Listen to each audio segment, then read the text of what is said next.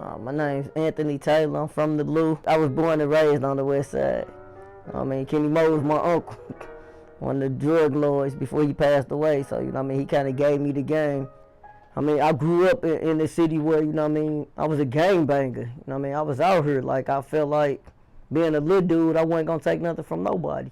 Incarceration, going to jail for robbery and, being a stand-up dude and looking for that street cred and being out here, want to be that guy, have really taught me to what a man is today. After doing time and not finding your name in no paperwork, I always live by that code. But today, after getting out, going back to school, and really having an accounting degree, have really made me realize what the hustle is and what debits and credits is and how to really get out here and live. And I turned myself in. At the time, my grandmother was like, baby, do what's right. So I ended up turning myself in when I found out I was on the run. First time ever being in trouble. How long were you in jail? 7.5 years. Nah, I got out at 26, so I've been out of jail 13.5 years. I'm gonna be honest with you, man. Being locked up is a big transition, and I don't understand how people glorify it. Being in the cell, being around guys that you don't like and being around guys that you beefing with. It's really, it's a thing of, man, how do you let go? I end up, finding God and really trying to, find myself and understanding what the principles that I want to live by. And once I started living by them principles, I began to transform to the man that I wanted to be. I always wanted the dreams of being somebody great and making a difference for somebody else. And so at the time, when you first get incarcerated, one of the things they say, leave all your hopes and dreams behind you. And I think, when you caught up in the system, man, I think a lot of us do that, leave our dreams and hopes behind us. So to be out 13.5 years and have kids and be able to just take the pleasure in being able to open up an envelope, which I take pride of every day, being able to, just simply open up an envelope because they slide your mail under the door.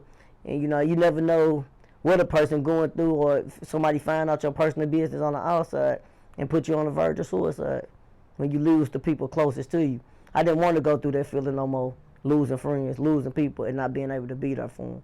So that was one of the things that kind of really kept me out here, knowing that I wanted to be here for my family and then be there for my kids. I thought I was going to do a year.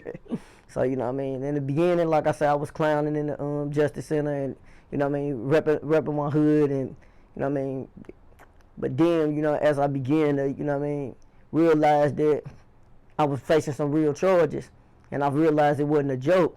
Well, I had a mistrial first. I'm going to just teach you a little something about a mistrial. So once you have a mistrial, so it's like your case getting retried again. So I had to either pay the lawyer another $15,000 to retry my case again. And so what I end up doing, I end up pleading guilty. Because at the time, the fingerprints didn't match me. And like I said, I did it with a couple other people. And so I ended up taking the weight, man.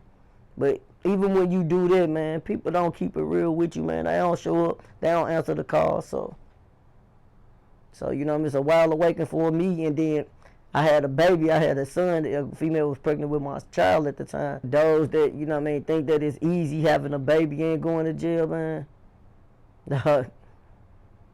Man up, man, and do what you got to do for you. Know the law. Look at the reflection of what a man is and what you want to become. Because, man, there's more opportunities than you think. Because one mistake can cost you your whole life. I changed while I was in jail. I started taking classes. So I started rehabilitating myself. They don't rehabilitate you. Don't nobody tell you what you need to do or how you want. I want to be out of jail. So I started taking classes, ICVC, criminal thinking, just different things to start change the way that I was thinking. Because I used to thinking like, man, we need to push on these guys. Or I used to look at cats, they look at me, man, they're my enemies. And so I had to change that. I had to change my perspective of things. So, just as when I turned 21 in jail, I'm like, dang, man, the average 21-year-old shouldn't want to be in nobody's jail. They party. They in Miami. And so I started dreaming about this. So when I got out of jail, I started traveling. I started doing the things that I didn't enjoy while I was incarcerated. I just had graduated from high school. You know what I mean? It was a struggle for me to transition, but I knew I wanted out.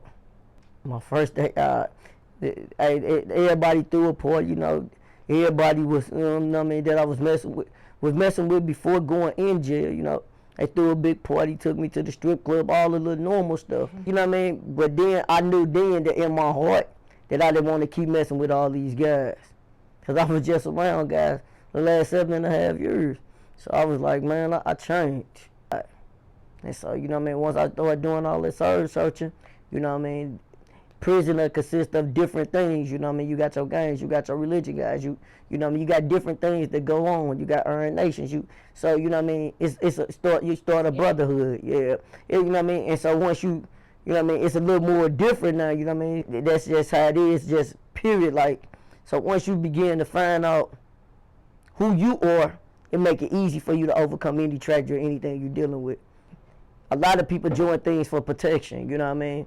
And I just knew that I wanted out, so you know what I mean? I probably did my jailing a little different than most people, so I mean, I ended up going to the honor dorm and doing different things to get me out of prison.